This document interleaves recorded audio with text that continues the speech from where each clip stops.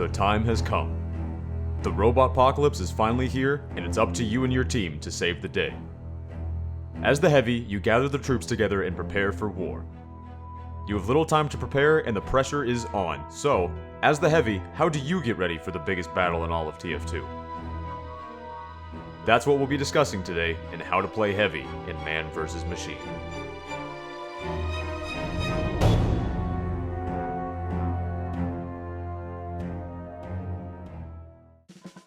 Alright, we've got a lot to cover in this video, you guys, so we're gonna hop right into it. So MVM is a co-op mode game in which you and 5 other players face up against multiple waves of killer robots. Typically you'll be put on a very large map like this one with a few openings which the robots will spawn from, and sometimes a large cave opening nearby which tanks will roll out of. Now before you even think of running out into the battle, let's first discuss the weapons you'll be wanting to bring out. So for primary weapons, there are 2 major choices most experienced MVM heavies agree with. The first of these being the Brass Beast. Yes, believe it or not, MVM is the one true time for the Brass Beast to shine, and in its current state, really the only time I'd recommend ever using this weapon. Although incredibly slow to fire and quite staggering to your movement, the Brass Beast is still king for the highest possible damage output the Heavy can give. Typically, heavies using this weapon though will not be as active on the battlefield and will want to take full advantage of a nearby dispenser as well as resistance upgrades. As a second primary choice though, the stock minigun is actually your next best bet, if not better in MVM. At close range, it deals the next highest possible damage counts besides perhaps the Huo long heater, without having to take the risk of getting too close to enemy robots or immediately running out of ammo. On top of that, the stock gives the Heavy back his regular movement speed, allowing for the Heavy to dodge attacks and incoming explosives much easier than he would with the Brass Beast, as well as remain more active on the battlefield. Unfortunately, this means the other 3 choices just won't cut it. The Natasha is great for slowing down giant scouts, but that's what Mad Milk and Rocket specialism is for. The Huo long heater does great damage from up close, but simply drains your ammo too quickly. And, as sad as it is for me to say, my personal favorite, the Tomislav, doesn't make the cut either, as although it's good for mid to long range, in MVM you'll typically always want to be sticking in close. See, although the Tommy's faster rev-up time may allow for killing regular enemies in TF2 quicker, some of these bots have up to thousands to 10,000s of health, so in the end, most primaries will always outdamage the Tommy here. On top of that, Silent Rev won't help you either, as the robot AI will automatically look at you regardless of whether they hear you or not. For your secondary choices, your decision is fortunately going to be a lot easier. Plain and simple, go for the sandwich here. There's plenty of health packs around and your medic will be healing most everyone anyway, so your main concern here should just be keeping your medic alive and not trying to keep everyone else alive. Shotguns can be fun towards the final waves, but aren't really that practical the rest of the time considering how little damage they put out in comparison to the minigun, and if you ever were to run out of ammo, you can just hop into an ammo pack or a nearby dispenser. And finally, for melee, you once again have 2 great choices in my opinion. For maximal survival, go Fist of Steel. They'll help you remain extra tanky when you need it, as well as help you survive rough situations when at low health.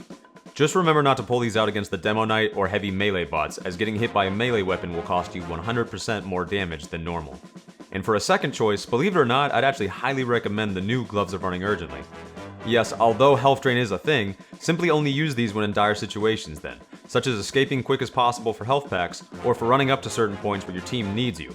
And I mean, you never know. This melee weapon could be the team's last saving grace against a bomb-carrying robot that just got by. So, consider giving it a try. So, the next most crucial part of the MVM is selecting your upgrades. In every MVM map you join in, upgrades can be bought at the upgrade station and typically look like this. Unless you mess around with your HUD and graphics settings too much like me, then your upgrade station might look more like this.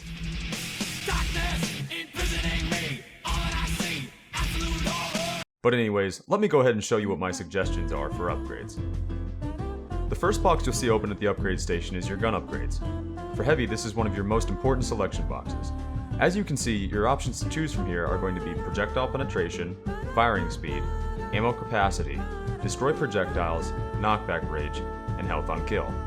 Now since all of these upgrades can come in handy in different ways, what we'll do now is rank these upgrades in order of importance. This order can be looked at as a guide of what you, the Heavy, can reference in any game of MVM. So your very first pick should always be firing speed and ammo capacity. See, in MVM, damage is king, so boosting the speed of which your bullets hit the enemy is only going to increase the amount of damage that you deal. Of course, to continue spreading this damage, you're going to need ammo, so stock up. Now this doesn't mean you need to go max these 2 out before you touch anything else, but they should be at least the very first 2 you touch. Secondly, look to increase either projectile penetration or health on kill.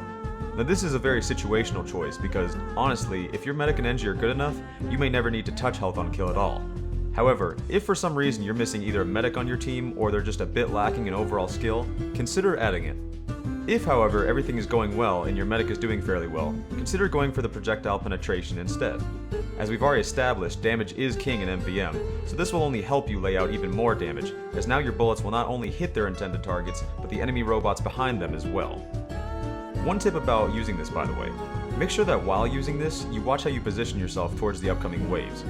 See, if you're shooting from above, your bullets likely won't put out as much maximal output as they could, but if you stand in an equal level with the waves, your bullets are much more likely to spread out more optimally to all the robots.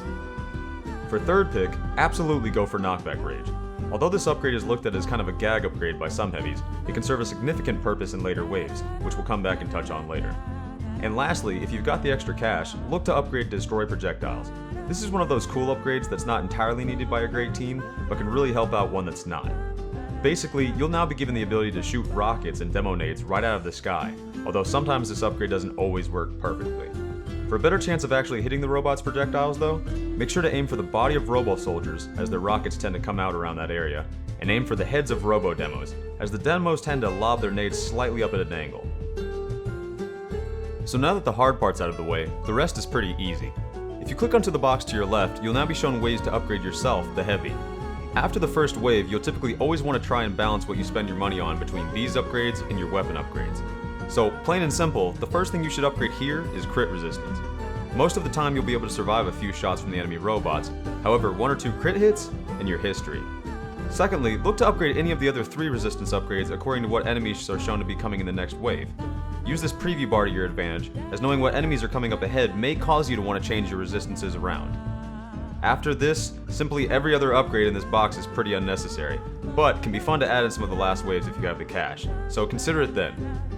After this box, go ahead and skip the secondary and melee boxes, as they aren't very useful and can't be justified in spending money on over what else is available. Lastly, hit your canteen upgrades. Canteen upgrades can be really fun and definitely handy in rough situations, so always keep these in mind. Sometimes your team will be so good you'll never need to grab any of these. However, if your team isn't quite up to par, consider grabbing either some Ubercharge or crit canteens to make up for any of the team's slack. They can come in really handy against the giant robots to come in the later waves. And now finally, what you've been waiting for, it's time we talk about what type of tactics you should use as the MVM Heavy. Sticking in close.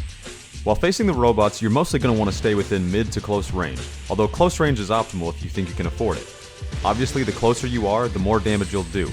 And if you're paired with a medic, take advantage of their assistance by having them put up their projectile shield so you can move closer up into battle while avoiding taking any damage.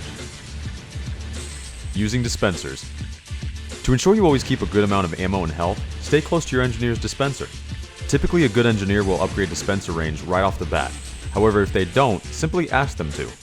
Dispenser range will allow you to continue receiving health and unlimited ammo from the dispenser at farther than normal ranges. This is something you'll ideally want to try and do anyway, as sticking in too close to a dispenser can be fatal for both you and the dispenser, which can hurt the team overall. Body blocking. Technically, this technique can be done by probably every character. However, as the Heavy, you'll likely be the most expected class to do this, considering how up close you are to the battle and how much health you carry. To perform a body block, simply stand somewhere you predict one of the giant robots to run to.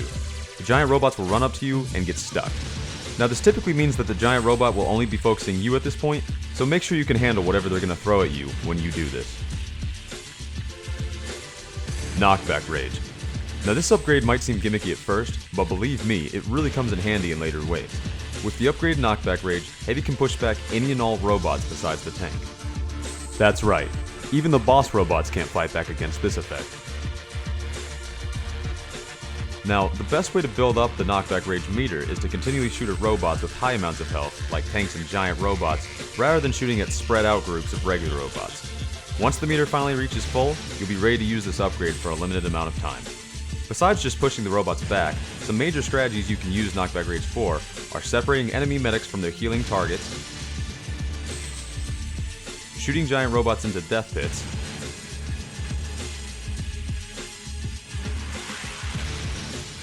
shooting giant robots back high into the air so they receive fall damage,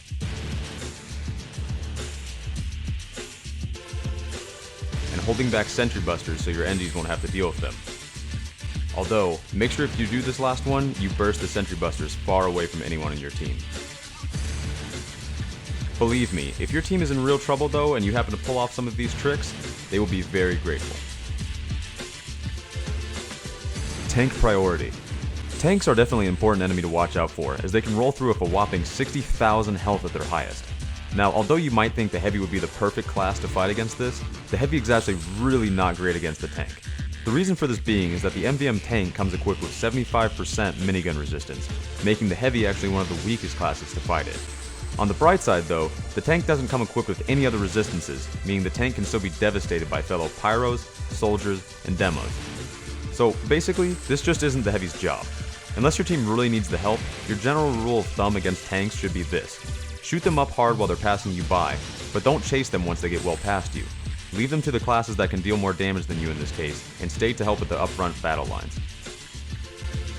And lastly, heal your medics. Plain and simple, keep your medic alive by throwing them sandwiches. Your medic is typically going to be all over the place trying to keep you and your fellow teammates alive, so they might not always have time to grab the nearest health pack. Do your part in trying to keep your medic alive, just like they'll try to keep you alive the entire time. And with all that said, you have now completed A Heavy's Guide to MVM. I hope these tips help you in your future MVM pursuits and help you become the destructive robo-killer the Heavy was meant to be. May you get many Australians along your way, and until next time, this was Big Joey! Later.